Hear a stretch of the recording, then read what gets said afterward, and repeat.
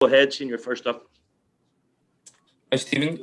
First, I'll just check the team news and then just ask, obviously, the club made their feelings known on the Kilmarnock roof ban this week. I'm just wondering, given the concerns you've got over consistency with the sort of decisions that are made, is VAR something you think would help the situation? And if so, would you have any concerns over the current COVID financial situation, whether or not that's pushed the introduction of VAR sort of further down the line? Well, I must admit, I don't know where the SFA are at in terms of VAR, in terms of goal line technology and the stuff that would be a big support for the officials up here. I don't want to obviously make any unnecessary headlines. I certainly support the statement that the club put out. And I think my view is shared by a lot of managers, a lot of players, a lot of supporters and a lot of people in the media that, you know, the compliance and the SFA situation, how they go about certain things that happen on the football pitch up here, does need guidance and support. My opinion won't change. Whether that happens in the short, medium or long term, we'll have to wait and see. But look, it is what it is. We appealed the Kilmarnock situation because we felt in a couple of areas. One, we felt the game is getting refereed up here, which we think is disrespectful to the officials and is undermining their performance on the night when they're seeing incidents live. And two, we didn't think there was any malice or intent in the challenge, but at the same time, we understand it didn't look great when you slow it down or when you show people it 30, 40 times. We respect that. The decisions being made, we're disappointed because we miss another striker for 2 games at such a crucial, important time. That's not great. But you know, we've got a squad good enough, and it'll be opportunities for other people to come into the team and try and make up for Kamar's loss. And we'll move forward. But in terms of the SFA, we'll try and be as big a support as we can to try and improve things, not just for Rangers or for me, but for everyone connected to Scottish football, because I think it's clear there's many inconsistencies. There's challenges that are worse than Kamar's. There's situations that are worse than the Ajeti ones that don't even get looked upon. That's not right for football up in Scotland. So for me, we have to find a better level of consistency. So Stephen, just you said there, is it re-refereeing's the issue that you have? I think you said you're concerned that the situation get refereed the other night. Is it re-refereeing? Is that the issue? Well, in the report we got, there's certain wording and certain language that the incident wasn't seen or it wasn't seen clearly and blah, blah. There was a yellow card given. There was a referee 5 yards away and there was a yellow card given. So you can't days or hours after the game change your mind or have someone else or 3 guys come and re-referee the game. Well, if that's to say, what's the point of us having referees? Why don't we just have no referees and we'll just make all the decisions days and hours after the game and we'll go from there? It's not right. It's not right. It doesn't happen anywhere else. We've got to trust and support the referees, and you know, they're going to make mistakes. They're human beings. We need to get them support in whatever ways we can, and then go from there. Otherwise, you're going to continue to get inconsistencies. Certain clubs are going to get treated different from others because they're on the TV more, because they're more high profile, and the situation is not going to change unless we all collectively support the SFA and the officials in getting them the necessary support to be better and more consistent. Raman, go ahead.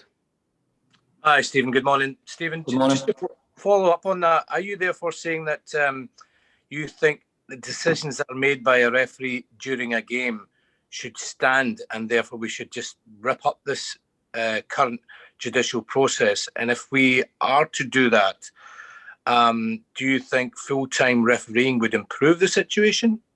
Full-time refereeing is one area, 100%, where the level will get better up here, for sure.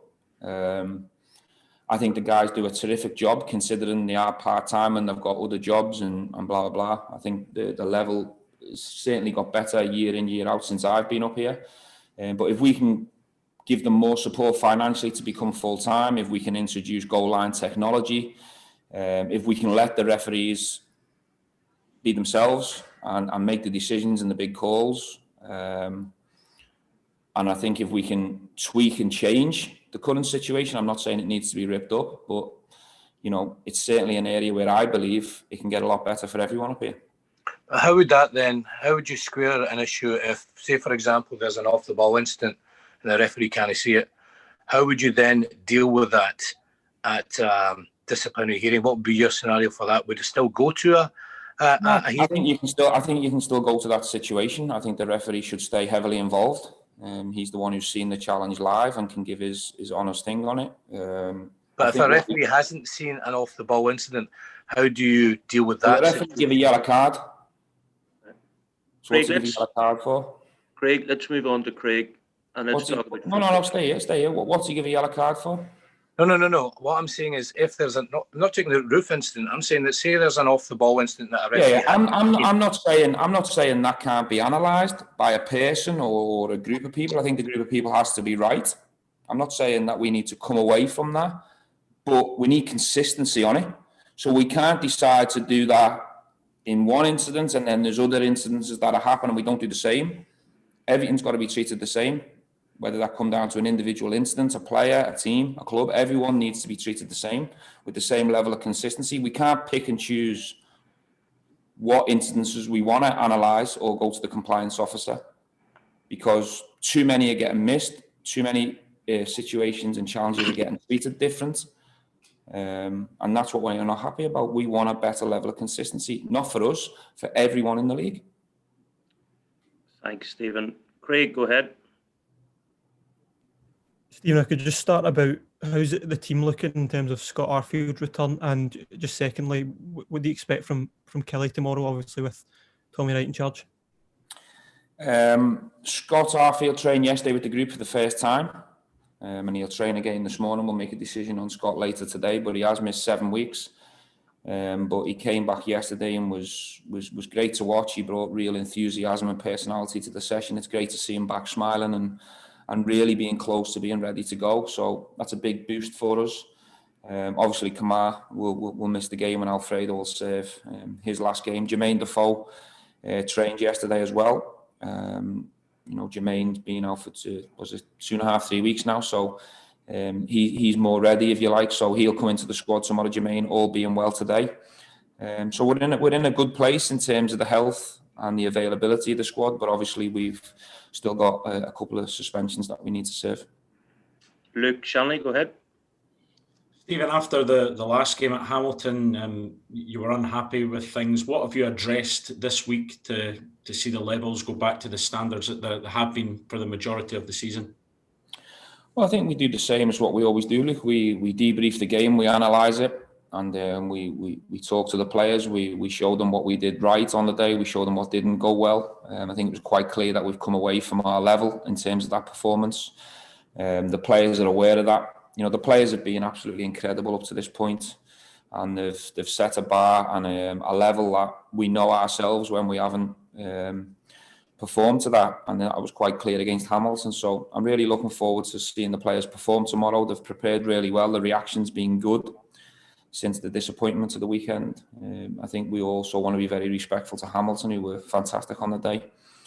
But it's all in the past. We need to move on from the result. We've said it after fantastic wins and top high-class level performances that, stay humble and not get too high and make sure that you're ready for the next challenge. And we'll do the same when we fell a little bit below our standards as well. So tomorrow's a new game. It'll be a tough challenge. Got a new manager. Normally, a new manager finds a bounce. They didn't find that against Motherwell, and we don't want them to find that against us tomorrow. But there's no doubt about it that Tommy's a really experienced, good manager, and at some point he'll turn Kilmarnock around. I do believe that, but we don't want that to be the start of that tomorrow. Ali Defoe, please. Morning, Stephen.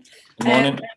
Just having a wee think. I don't want to really take it back to where it had been, but it'd been mentioned by one of your former players, Barry Ferguson, that it might be worth having a former player involved in these decisions with the compliance to maybe give an insight.